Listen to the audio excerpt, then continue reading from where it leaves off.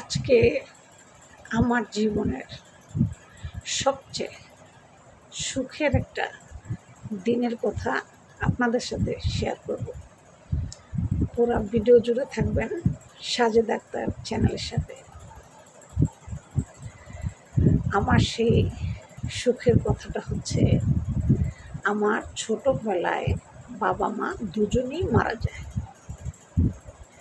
যাওয়ার পর রাস্তায় আমি ভিক্ষা করি। তো এক কোটিপতি এক লোক, ওনার দেখে অনেক মায়া লাগে। তখন আমার চেহারা দেখতে অনেক সুন্দর ছিল, অনেক কিউট ছিলাম আমি। তখন ওনার মায়া লাগে। তো লাগার পর ওনার আবার মন অনেক বড়, যেমন কোটিপতি তার মনও অনেক বড়। তখন আমার বয়স 10 বছর। তখন উনি আমাকে ভিক্ষা দেয় নাই, পেট ভরে দুপুরে লাঞ্চ করাইছে, মানে খাবার খাওয়াইছে দুপুরবেলা।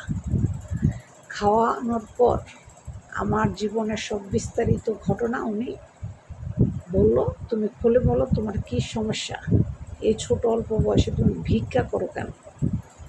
তখন আমি বললাম যে এই পৃথিবীতে আমার বাবা মা কেউ নেই, এখন আমার খাবার খেতে হবে, আমার জীবন বাঁচাতে হবে, তো আমার তো ভিক্ষেই করতে হবে, তাই না? যেহেতু আমার বাবা মা নেই। তখন উনি আমার সব কথা শোনার পর ওনার অনেক মায়া লাগে। লাগার পর উনি ওনার বাড়িতে আমাকে নিয়ে যায়। নিয়ে যাওয়ার পর উনি নিয়ে যায় আমাকে বাড়ির কাজের মেয়ে হিসাবে। ওনার আবার একটাই সন্তান, ওনার কোনো ছেলে মেয়ে নাই, সেটা হচ্ছে ছেলে সন্তান। তখন তার ছেলের বয়স 15 বছর, আমার বয়স 10 বছর।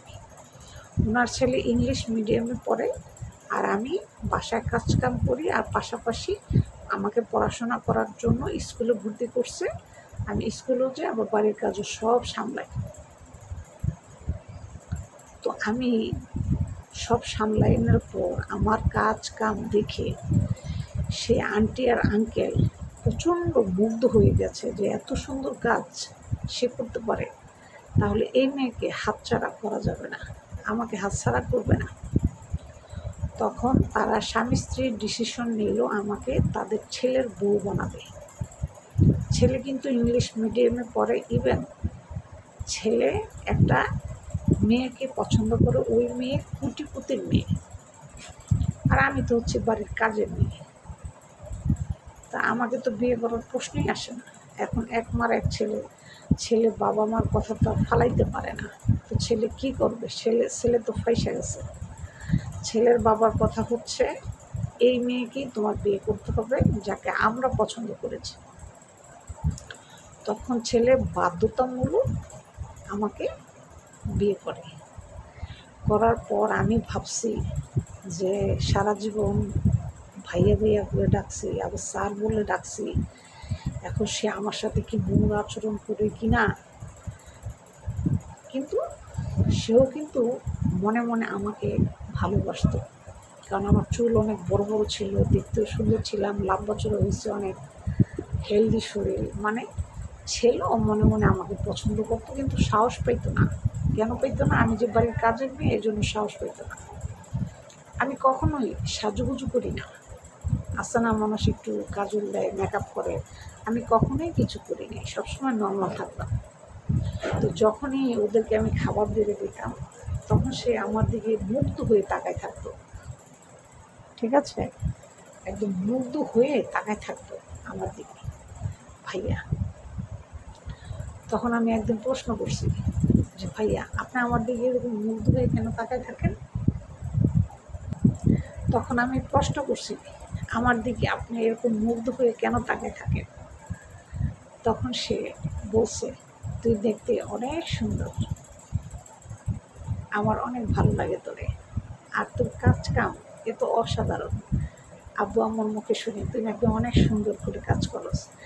আর সবচেয়ে বড় কথা, তার এই জিনিসটা আমার কাছে বেশি ভালো লাগছে, মানে তার কাছে আমার যে সে যত রাতেই আসুক না কেন বাসায়, আমি তাকে খাবার না খাওয়াইয়া আমি নিজে ঘুমাতে যেতাম না। আর রাত জেগে আমি পড়তাম, সে আমার টেবিলের কাছে আসতো, আইসা করতো, কী ব্যাপার এত রাত জেগে তুই পড়াশোনা করস?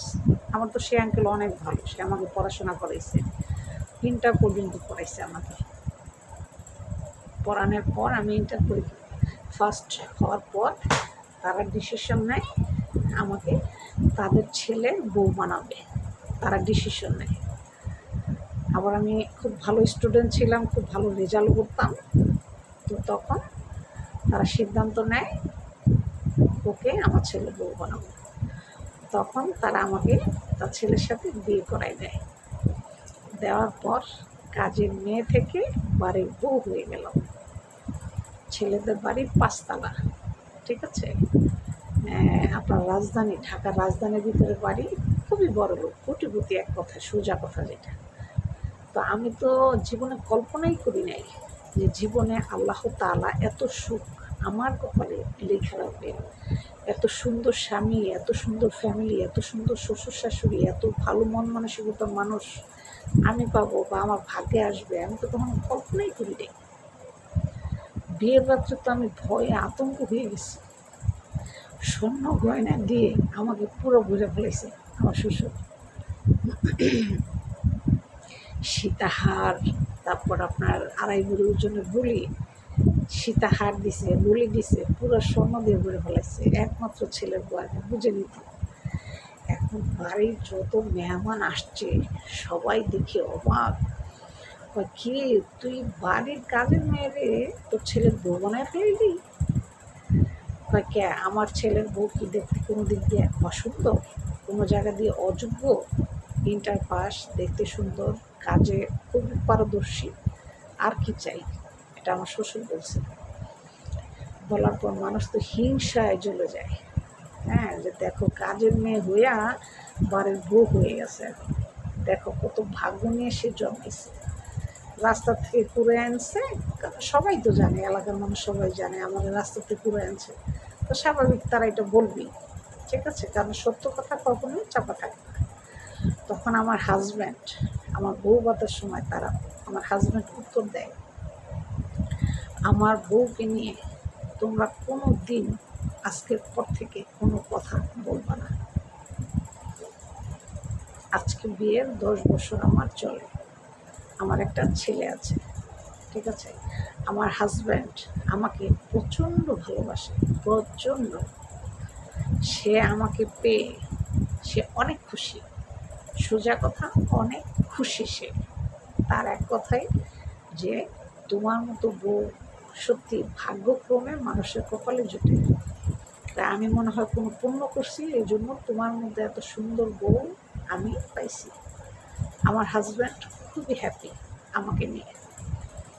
তো আপনারা সবাই দোয়া করবেন যেন সারা জীবন আমার হাজব্যান্ড এইভাবেই আমাকে ভালোবাসে, ঠিক আছে। আসলে ভাগ্যক্রমে এরকম সুখ মানুষের আসলে খুব কমই জোটে, ঠিক আছে। আমি তো কল্পনাই করতে পারি না যে আমার ভাগ্যে আল্লাহ তাআলা এত সুখ, এত শান্তি, একমাত্র ছেলের বউ, বাড়ির কাজের মেয়ে থেকে বাড়ির মালিক হয়ে গেলাম, আমি জীবনে কল্পনা করিনি। আর আমার শ্বশুর শাশুড়ি আমি বলতে একদম অজ্ঞান, মানে আমাকে ছাড়া তারা কিছুই বুঝে না। আমার একটা অভ্যাস, খুব সকালে আমি উঠি, উঠে নাস্তা সব কমপ্লিট করি, ঘর দুয়ার যা আছে সব কিছু পরিষ্কার করি। বিয়ের পরও আমি এই কাজগুলো নিজে হাতেই করতাম, কোনো কাজের মানুষ আমি রাখতাম না। তখন আমার হাজব্যান্ড বলে, তোমার কষ্ট হয় না? এত বাড়ি, এত বড় বাড়িটা তুমি প্রত্যেক দিন মুছো, পরিষ্কার করো, রান্না বাড়া, এটা সেটা, কাপড় চোপড়, তোমার কষ্ট হয় না? আমার হাজব্যান্ড বলে। পরে আমি বলছি, না, তোমাদের এত ভালোবাসা আমাকে দিছে বা দিছ, যার কারণে কষ্ট আমার কাছে মনে হয় না, মনে হয় এটা আমার নিজের বাড়ি, তাই নিজের বাড়ির মতো করে আমি কাজ করি। এভাবে যেন সারা জীবন তোমাকে এবং বাবা মাকে আমি যেন সারা জীবন আগলে রাখতে পারি, সেই জন্য আমাকে তুমি দোয়া করো। তো আমার স্বামী আমাকে পেয়ে অনেক খ্যাতি, অনেক, সোজা কথা যেটা। আপনারা সবাই দোয়া করবেন আমার স্বামীর জন্য, আমার জন্য।